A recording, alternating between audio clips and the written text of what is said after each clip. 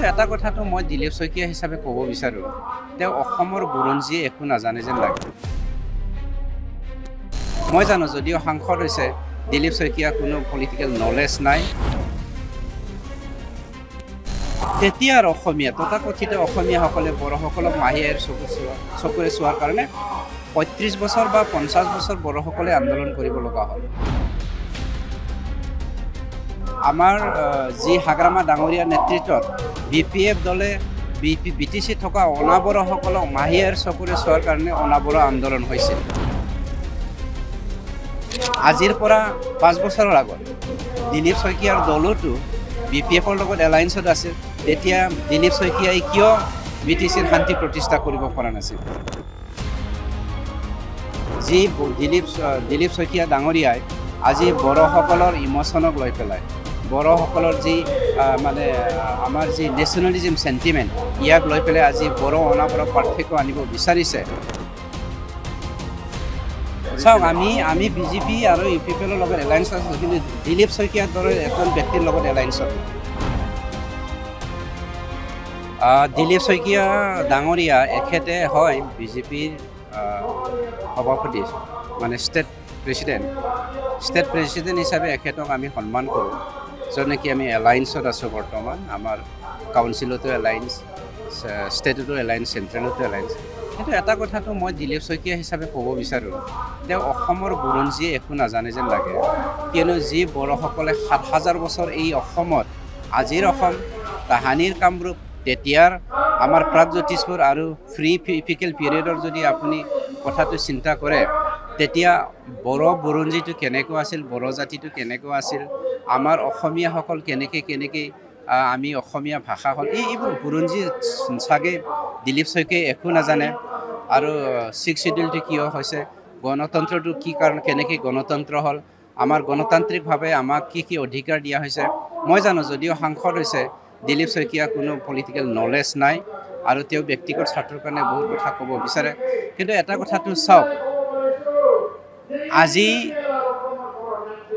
1986ত NDP যে জন্ম হৈছিল, সেই জন্ম হোৱাটো তেনেকুৱা দিলীপ শইকীয়া সিহঁতৰ তথাকথিত কিছুমান নিজকে অসমীয়া কোৱা ব্যক্তিসকলে বড়োসকলক মাহী আইৰ চকুৰে চাই থকাৰ কাৰণে, বড়োসকলক কি কয় ছেকেণ্ড গ্ৰেড মানে কি কয় চিটিজেন হিচাপে গণ্য কৰাৰ কাৰণে বা ইউজ কৰাৰ কাৰণে বড়োসকলে আন্দোলন কৰিবলৈ বাধ্যত পৰিছিল। আৰু তেনেকৈ তথাকথিত অসমীয়া মানুহে 1984ত যেতিয়া গহপুৰৰ কাণ্ডত শ মানুহক হত্যা কৰিছিল, তাৰ কাৰণে বড়ো আন্দোলন হৈছিল। যাৰ মানে আমি সেইটো কথাটো ক'ব পাৰোঁ যে তেতিয়াৰ অসমীয়া তথাকথিত অসমীয়াসকলে বড়োসকলক মাহী আইৰ চকুৰে চোৱাৰ কাৰণে ৩৫ বছৰ বা ৫০ বছৰ বড়োসকলে আন্দোলন কৰিব লগা হ'ল। ঠিক তেনেকৈ বড়োলেণ্ডত BTD একৰ্ডৰ পাছত আমাৰ যি হাগ্ৰামা ডাঙৰীয়াৰ নেতৃত্বত BPF দলে BTC থকা অনাবড়োসকলক মাহী আইৰ চকুৰে চোৱাৰ কাৰণে অনাবড়ো আন্দোলন হৈছিল। এতিয়া কথাটো চাওক, সন্মানীয় শ্ৰী প্ৰমোদ বড়ো ডাঙৰীয়াৰ নেতৃত্বত আমি শান্তি প্ৰতিষ্ঠা কৰিছোঁ, সমন্বয়েৰে সমাজখন কৰিবলৈ সক্ষম হৈছোঁ, প্ৰকৃত গণতন্ত্ৰত আমি প্ৰতিষ্ঠা কৰিবলৈ সক্ষম হৈছোঁ, যাৰ সকলো পাৰ্টি আজি BTC অঞ্চলত আহি পেলাই ইলেকশ্যন খেলিবৰ কাৰণে যুঁজা চলাই আছে। সেইটো হ'ল গণতন্ত্ৰৰ এটা চিন, যাক আমি প্ৰতিষ্ঠা কৰিবলৈ সক্ষম হৈছোঁ। আজিৰ পৰা ৫ বছৰৰ আগত দিলীপ শইকীয়াৰ দলতো BPFৰ লগত এলায়েন্সত আছিল। তেতিয়া দিলীপ শইকীয়াই কিয় BTCৰ শান্তি প্ৰতিষ্ঠা কৰিব পৰা নাছিল? কিয় সৎ ইচ্ছা নকৰিলে যে অনিচ্ছাৰে তেওঁ কিয় মানে বড়োলেণ্ডৰ MP হ'ল? এই কথাটোৰ উত্তৰ তেওঁৰ পৰা আমি বিচাৰিছোঁ। যি দিলীপ শইকীয়া ডাঙৰীয়াই আজি বড়োসকলৰ ইমোশ্যনক লৈ পেলাই, বড়োসকলৰ যি মানে আমাৰ যি নেশ্যনেলিজিম চেণ্টিমেণ্ট, ইয়াক লৈ পেলাই আজি বড়ো অনাবড়ো পাৰ্থক্য আনিব বিচাৰিছে, তেওঁক মই ধিক্কাৰ দিব বিচাৰিছোঁ। তেওঁলোকৰ চৰকাৰ যেতিয়া 5 বছৰ কংগ্ৰেছৰ লগত এলায়েন্স কৰিছিল, তেতিয়া তেওঁলোকে কিমান হাজাৰ মানুহক মাটিৰ পাত্তা দিছিলে? ইয়াৰ উত্তৰটো দিলীপ শইকীয়াৰ পৰা আপোনালোকে খুজিব। BTCত UPPL আৰু BJPয়ে এলায়েন্সৰ হিচাপে চৰকাৰ গঠন কৰিছে। চাওক, আমি BJP আৰু UPPৰ লগত এলায়েন্সত আছোঁ, কিন্তু দিলীপ শইকীয়াৰ দৰে এজন ব্যক্তিৰ লগত এলায়েন্সত নাই।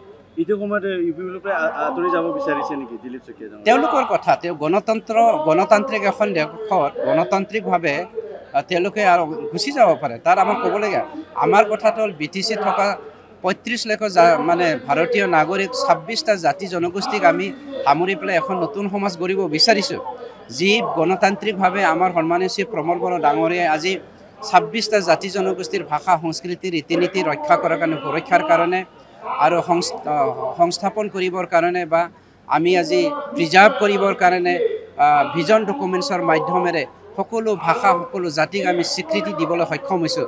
এই তেনেকুৱা সময়ত দিলীপ শইকীয়াৰ দৰে এজন ব্যক্তিয়ে আমাক আকৌ বিভাজন আনিব বিচৰাটো বৰ দুৰ্ভাগ্যজনক। দিলীপ শইকীয়া ডাঙৰীয়াই প্ৰত্যেকটা ভাষণতে এটা কৈ থাকে BTR অঞ্চলত, যে BTR অঞ্চলত আমাৰ বিজেপিৰ এটা মিছন বুলি কয়। এই বিষয়ে আপুনি তেওঁলোকৰ বহুত মিছন থাকিব পাৰে, কিন্তু সেইটো নহয় যে আজিৰ দিনত বিজেপিক BTRৰ 35 লাখ জনসাধাৰণে তেওঁলোকক একচেপ্ট কৰিছে। যিসকল BTRৰ যিমান নীলাহিয়াল ব্যক্তিসকল আছে তেওঁলোকেহে বিজেপিত যোগদান কৰি আছে। শেষত আপোনাৰ এইটো যে আপোনালোকৰ আজি UPPL দলৰ প্ৰতিষ্ঠা দিব, আজি আমাৰ 10 times foundation day of UPPL party. গতিকে আপোনালোকে নিজ চকুৰে দেখিছে সকলো জাতি জনগোষ্ঠীৰ পৰা UPPL দলক বিকল্প দল হিচাপে আজি বাছি লৈছে। আপুনি চাওক, যি দলটো প্ৰতিষ্ঠা কৰাৰ পাছত আজি BTCত শান্তি সমন্বয় কৰিবলৈ সক্ষম হৈছে, সকলো জাতি জনগোষ্ঠী আজি UPPL দলক বিকল্প ৰাস্তা হিচাপে লৈছে। শান্তিৰ যাত্ৰা, শান্তিৰ নাও, শান্তিৰ বাহন হিচাপে UPPL দল গ্ৰহণ কৰিছে। গতিকে আৰু বিভিন্ন দলে যিমানে নাহক কিয় ইয়াত কোনো ফেক্টৰ নহয় BTC অঞ্চলত।